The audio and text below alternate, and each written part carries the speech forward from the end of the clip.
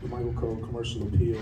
Just how would you, I guess, reflect on the way things transpired for you and your brother when you think about when you first got to Memphis, the career you had here, the career he's had that's led to this?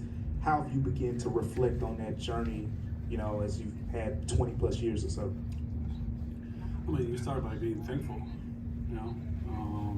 It's hard to picture, you know, when we first got here in 2001 as a family and to see how everything has turned out, you know, and how our careers kind of played out and everything. So I mean, obviously I'm very, very proud of what we've been able to accomplish, but more importantly, what Marc has been able to accomplish, you know, and I was came here as a 16-year-old and had to leave, you know, school and everything back home to kind of follow the big brother's dream and you know, just proud of what he's been able to do, how he approached everything, his character, his determination, you know, the mark that he left, you know, the legacy, what he was able to do here and throughout his career, represent the city of Memphis the way he did for so many years along those old guys, Mike, Zach, Tony, and many others. So just you know, tonight is a special night for our family that brings back a lot of memories. You know, it's part of it, I guess. Pau in the back. How's it going? Matt and Field actually spot if you're in Memphis. Kind of follow up on that. What do you think about the butterfly effect that's led to tonight? You getting drafted, Marc moving here with your whole family when he's a teenager. You guys get traded for one another. He has the career he had here, and now he becomes the second player in this franchise's history to have his jersey retired. Is that kind of crazy for you to ever wrap your head around how beautifully it all played out for both of you, really? Yeah, I mean, it's really hard to put in words, you know, how, I guess, how everything has played out. I mean, obviously it starts with an incredible love for the game, respect for the game, of how we both kind of approached the game, how a unique tie to this city and to this franchise. You know, so it's really great to be here tonight for this moment, and for Marc to be the second player ever to get his jersey retired.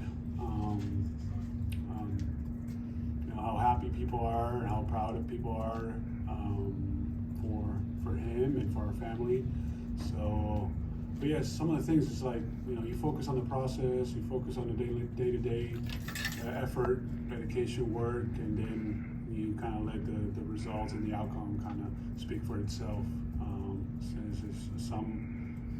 As a good brother used to say, you know, it's not about the destination, it's about the journey, and it's been a heck of a journey so far. But and now, as I think Marc mentioned yesterday, is about what we can continue to do as people with our legacy, with the opportunity that we have, and continue to impact our communities, our world, the world of sports in different ways. Hey, Pal, I know during your ceremony, you got very emotional during your ceremony. What's the overall so little brother gets so emotional, man?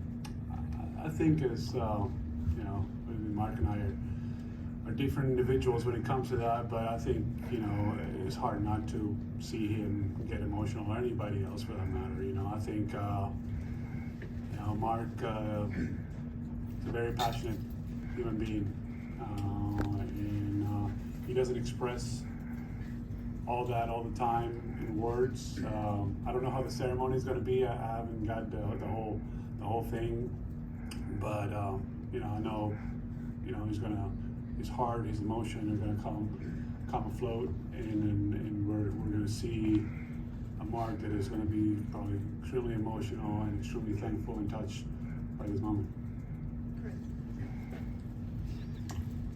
Hey, Chris Harrington, Daily Memphis Flyer back in the day. There you go. I don't know if you've seen the documentary that you were interviewed for that the Grizzlies made, but there's a story in it, I can't remember who tells it, there's a story in it about Marc taking your car, taking, I don't know, but taking your car to take some of his high school friends and teammates out to high school games. Do you remember that happening, and was that a frequent occurrence? I don't know, but I was probably on the road. You know? Probably. I mean, I don't quite, remember how often Mark would get my car or not to go out with his teammates. Mark was a big deal, big high school player, obviously in a small private school, dominated that league. I went to see a couple games. It was ridiculous to watch. It was Mr. Basketball. I remember him getting the award. So again, Mark it was just a dominant player at the time. The league probably wasn't challenging enough for him. But he was at that age, right? 16, 17, 18 years old, where he was still, a teenager that had his dreams, and he fought hard to achieve them. One of the things that I remember, he wanted to come into practices, to watch our practices. He wanted to, hey, Pau, I think I can take Trubansky, can I go play one-on-one with him? He said, you think I can go out and play? And, he had confidence in himself. But I don't remember how often he would get the car. I remember back in the day, I had an Escalade, I had to deal with Cadillac, and it would, the first year or two, I think, let me use the Escalade during the season, and then now kind of got me with or maybe the first season was a Sequoia, was a Toyota Sequoia, and then I moved up to the Escalade, and then by the fourth season I decided it was time to buy my own car, and not have to kind of borrow one for the time being, because in the summer we would go back to Spain, and obviously the car would sit and all that stuff, right? So it made sense at the time. So anyway, the most important thing is the car returned safely and without damage. so that's good. It was the Escalade, by the way. It was the Escalade. Good for him. It's a nice car, nice car too. Good shot. Hey Pat, John Hollinger from The Athletic. How are you? Good. Why do you think Mark clicked with this city so well? I think his DNA kind of connected really well with the city's identity. Hard worker, would give his all to the team. Every game he competed, I think he just resonated really well with his blue collar city, and it's something that I've heard Mike Conley say a lot, and that's so this is the spirit of the city. And I think having these 2 years, there was 2 years of high school also kind of connected him more with the city, and then because of that trade and his rights kind of being sent to Memphis, he had a great opportunity to be the start of an incredible core that had a fantastic run and was one of the top teams in the league for years. So I guess all those things, under the radar, unassuming, never really wanted to take, still doesn't want to take too much credit, but he just put in the work and he delivered.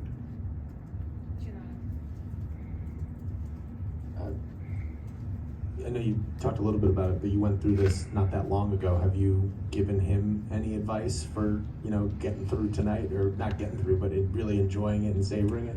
Yeah, it's hard to give Mark advice. He doesn't take advice very, and he doesn't ask for it either. I think his personality sometimes is not, he kind of keeps to himself a lot. I see, obviously, I think that he's feeling, the magnitude of the moment, and it's just something you gotta kind of experience and go through on your own terms, and again, I don't know how much you will have to speak or not speak, but I think from my perspective, it's just probably going to be, from my knowledge of him, he'll be short and sweet and direct and authentic. If he does have to speak, which I'm assuming he will, and just enjoy it. Just take every moment and enjoy the game with the family. Kind of after the game, which is kind of more relaxed. My post-game ceremony is kind of more relaxed than what I went through, which it was like, halftime, 10 minutes, and the lights will come on, and if you're not done, well, the teams will kind of make you move. So it'll be nice. It'll be nice and warm, and I just hope that he takes it in with some of those great guys that were with him along those years, along him throughout those years. So I'm excited for him. I'm excited to experience that moment as an older brother, that is just extremely proud of him. I'll take one more in English before we switch to our Spanish guest. Put a comment. Hey, Pau, Jeff Calkins, welcome back. Jeff, thank you. What's it been like that the family didn't just parachute in here for a day, you stayed for a week? What has that been like for you and for the family? It's been great. It's been great to, again, to spend a few days with the family here, you know, kind of like what we used to, how we used to.